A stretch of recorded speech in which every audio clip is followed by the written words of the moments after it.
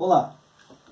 No último vídeo nós estávamos conversando a respeito do planeta Nibiru, da chegada dos Anunnaki aqui no nosso planeta, há mais ou menos 400 mil anos atrás, para uma grande expedição de mineração. Sendo que no planeta deles, Nibiru, eles estavam com um problema atmosférico, com a sua atmosfera danificada, e eles tiveram ali a ideia de sanar este problema pulverizando ouro na atmosfera. Então toda a sua atmosfera seria pulverizada com ouro. Nibiru é um planeta bem grande, então não existia mais de onde tirar esta quantidade imensa de ouro e, conforme eu contei no vídeo passado, um ser chamado Alalu, junto com a sua família, com o seu clã, chegaram aqui no nosso planeta, há uns 400 mil anos atrás, e por aqui começaram os processos de mineração chefiados por Enki, um filho bastardo, por assim dizer, do rei Anu, lá de Nibiru. Então, vamos dar prosseguimento hoje, a partir de onde paramos. A gente já tinha comentado que Enki tinha vindo para comandar a missão Terra de Mineração, e na cidade de Eridu já estava montado o QG, ali o braço principal desta missão Terra aí que eles estavam fazendo. O próprio rei Anu, lá de Nibiru, veio para poder ver de que se tratava realmente esse planeta, pois todos falavam que o planeta aqui, o nosso, era realmente deslumbrante, realmente de beleza singular, de natureza e flora e fauna, né, muito abundante, grandes reservas de ouro e outros minerais preciosos para eles existiam em abundância por aqui. Então Anu veio para dar uma boa olhada, e nessa sua visita colocar o seu filho Enlil para realmente passar o comando para esse seu filho Enlil que ele trazia junto nessa viagem. Houve um grande problema com o seu parente Alalu, que já havia sido derrotado lá em Nibiru, em uma luta que eles chamam de duelo. Então ele já havia sido derrotado lá em Nibiru num duelo com Anu, pelo trono. E ali, aqui no planeta Terra, eles tiveram novamente uma luta, um novo duelo, para disputar o comando, realmente a quem cabia, quem seria o rei daqui, né? Alalu tinha a ideia de fazer um império para ele aqui, porém foi derrotado novamente, né, num novo duelo com Anu. Neste duelo, a mitologia grega também fala disso, que Zeus castrou Urano, mas aqui estamos falando da mitologia acadiana, suméria e assíria. Então, aqui foi Alalu quem castrou, por assim dizer, o Anu, cortando com uma só bocada o seu órgão progenitor, por assim dizer. O que lhe rendeu, apesar da derrota, pois ele já tinha sido derrotado quando fez isso, o que lhe rendeu uma boa morte ali, um exílio em Marte, aonde na sepultura de Anu encontra-se o seu rosto ali, aquele famoso rosto que se vê em Marte, que a NASA fotografou, nosso querido telescópio já fora de serviço, o Hubble conseguiu ali fazer essa bela imagem, acho que na década de 80, do rosto em Marte. Aquele rosto é a sepultura de Alalu. Eu não sei aqui se ele foi morto e lá se encontra o seu corpo, ou se ele foi simplesmente sepultado vivo com aqueles processos de criogenia, né, que a gente vê muito nos filmes por milhares de anos, ou para 1 ou 2 anos nibiruanos, ok? Sendo que a contagem de tempo deles não é a mesma que a nossa. Mas seguindo, então, o Anu novamente venceu um duelo, ficou comandante de Nibiru e Terra e colocou aqui o seu filho legítimo, filho dele com a rainha, Enlil. Enlil tinha sido preparado desde cedo para ser o grande rei, um grande governante, um grande, como se diz, comandante também. O negócio dele era a guerra, era a estratégia, era a luta, né? Já Enki, como era um filho de Anu com uma concubina, ele era um príncipe, porém não seria herdeiro, ele simplesmente era um cara dos estudos, ele é o grande inventor, né, o grande pai da humanidade nessa história que hoje nós iremos chegar até aí. Então, Enki no comando, ficou com Eridu, tomando conta da cidade principal, né? Enki e Enlil ali tomando conta deste comando, e as outras cidades, os outros locais ao redor da Terra, no Abizu, como eles chamavam, eram os outros pontos de mineração que existiam nas Américas, na Ásia, lá na parte superior da Ásia, e na África. Então, Enki fez para ele um novo tipo de cidade, uma cidade muito bonita, com um belo jardim, chamada Edim, que depois a gente foi conhecer como o Éden da Bíblia, né? Ali, o Jardim do Éden. Era ali que Enki Enki já não estava mais no comando total das operações da missão, estava com o seu irmão Enlil, e ele estava encarregado, Enki ficou encarregado de ficar no Edim trabalhando nos processos genéticos para este ser que estava sendo cada vez melhor aprimorado, que eles haviam criado para trabalhar nas minas. Então, à medida que Enki melhorava estes seres são aqueles Homo sapiens ainda não tinha sido desenvolvido. Aqueles Homo erectus, Homo não sei o que, Homo habilis, Homo neandertal, homem de não sei das quantas, tem um monte de homem ali. Todos eles foram, não sei a ordem, não entendo dessa parada aí, mas todos eles foram aprimoramentos que Enki foi fazendo. Destes processos genéticos que Enki ia fazendo, muitas coisas iam dando errada e muitas coisas iam sendo descartadas, porém eram descartes vivos. Destes tipos de como é que eu vou explicar? De criaturas que saíam, faunos, anões, outros seres que a gente ficou conhecendo na mitologia também, né? Lobisomens e uma infinidade de coisas aí. Um dia eu vou fazer um vídeo só falando desses seres mitológicos, que isso daí é tudo coisa do Enki, ok? Isso são tudo processos genéticos aí, centauros, minotauros, cada coisa que não tem nem cabimento. Então, assim, ó, estas coisas foram criadas a bel prazer dos nibiruanos, que faziam essas experiências genéticas, e como a gente sabe, baseado nos processos espirituais que hoje temos conhecimento, para cada ser que vai ser gerado, necessita vir deste universo paralelo que não é material, que a gente ousadamente chama de mundo espiritual. Precisa vir então deste universo do mundo espiritual um espírito, um suporte para que a vida seja dada nesse. Então esses seres tinham vida, assim como os outros animais da época e o próprio ser humano. Então foram se criando como que se fala, rincões ali pelas redondezas do Edim, que estavam repletos de seres malucos ali, de seres totalmente ali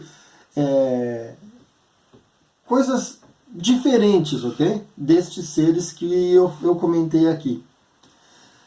Pois bem, em um determinado momento, em que com a sua família, mexendo com a genética lá no Edim, cruza de novo que ele estava aprimorando os outros seres, os homos, os outros homens. E ele cruza de novo com o DNA dele e da sua meia-irmã, da sua irmã, que também era sua esposa, Nimar, e faz um novo ser, que ele chamou de Adam, ou Adão. Esse vai ser o Adão bíblico. Este cara, ele ficou diferenciado, em que não o colocou para trabalhar nas minas, sendo que Adão era especial.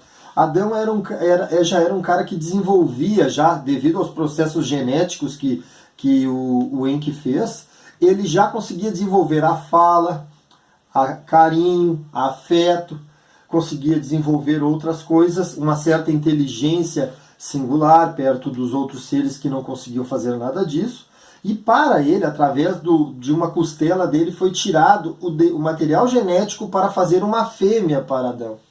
Foi aí que surgiu a Eva, que a gente conheceu como Eva. Ok? Essas duas figuras foram os primeiros seres que passaram a se reproduzir na face da Terra, os primeiros seres terráqueos que passaram a se reproduzir por meio de fecundação normal, através do sexo, mas com o sexo com amor, com carinho, com a troca de experiências afetivas. Não era que nem os outros seres que existiam ali, eram totalmente rudimentares, uma coisa assim como um cachorro com uma cachorrinha. Era respeitado um ciclo ali, eles iam lá, né, e tal, e nascia mais seres, não era uma coisa afetiva. Dessa vez surgiu então o Homo sapiens, que a gente conhece. Claro que de lá para cá sofremos outras várias mutações genéticas, umas espontâneas, outras nem tanto, né?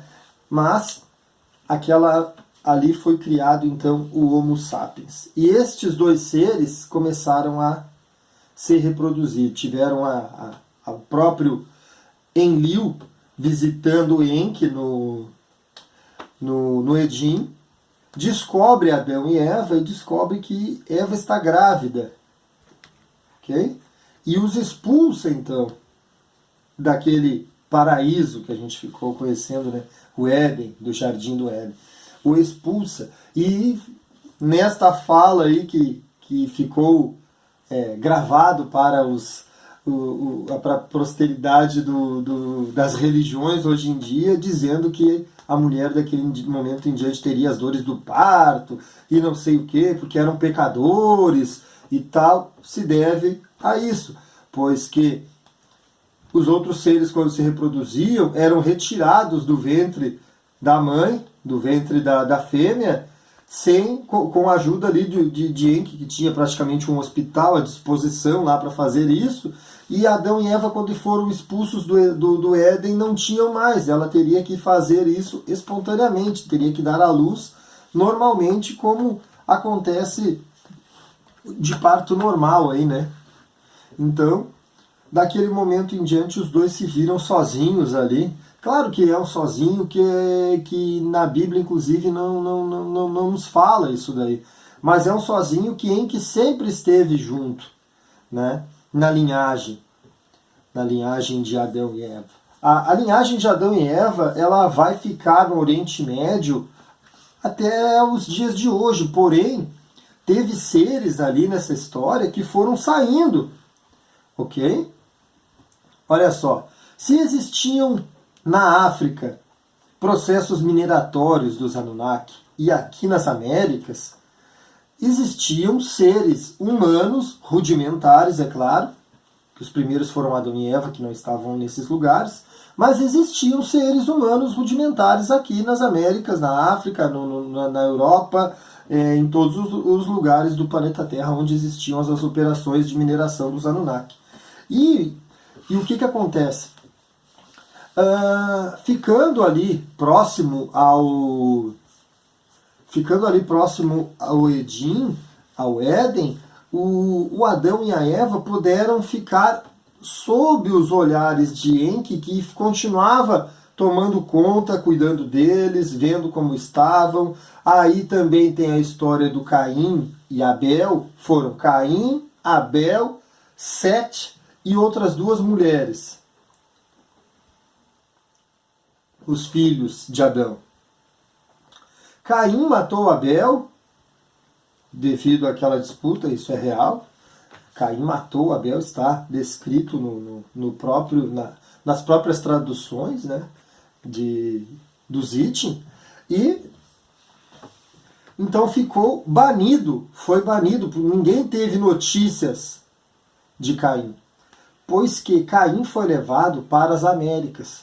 Caim veio parar nas Américas, dando origem ao primeiro ser, olha só, ao primeiro ser Homo sapiens das Américas.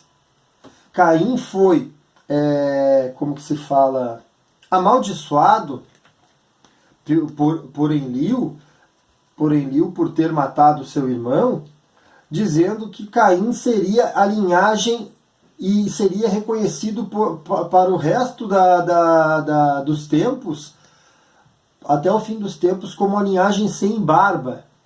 Por isso que o índio, como se conhece aqui, os aborígenes, os nativos, não tem barba.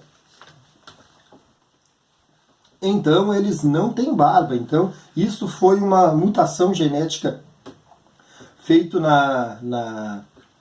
nos filhos que viriam a ser de Caim, que daria origem ao povo que a gente ficou conhecendo aqui nas Américas como toltecas. O que era o povo tolteca, trocando em miúdos assim? O povo tolteca é o que depois findou a sua existência por aqui, e quem veio depois foram os maias, os incas, os astecas,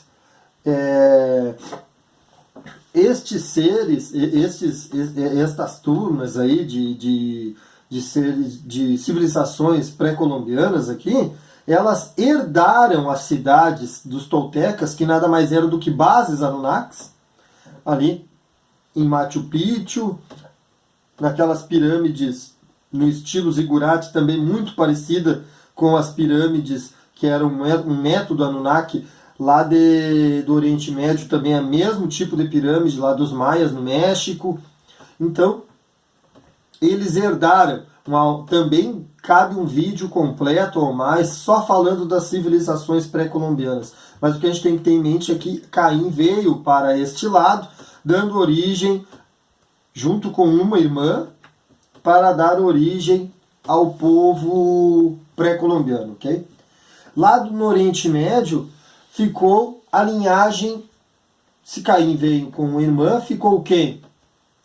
Ficou o Abel, tinha sido morto.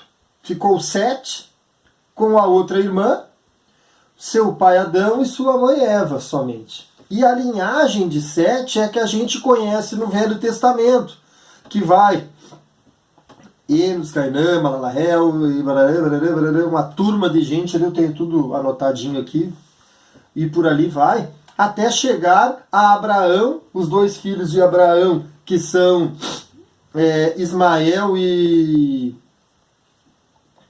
esqueci o nome do outro, que deram origem às 12 tribos de Israel, e o outro ao povo muçulmano lá dos árabes.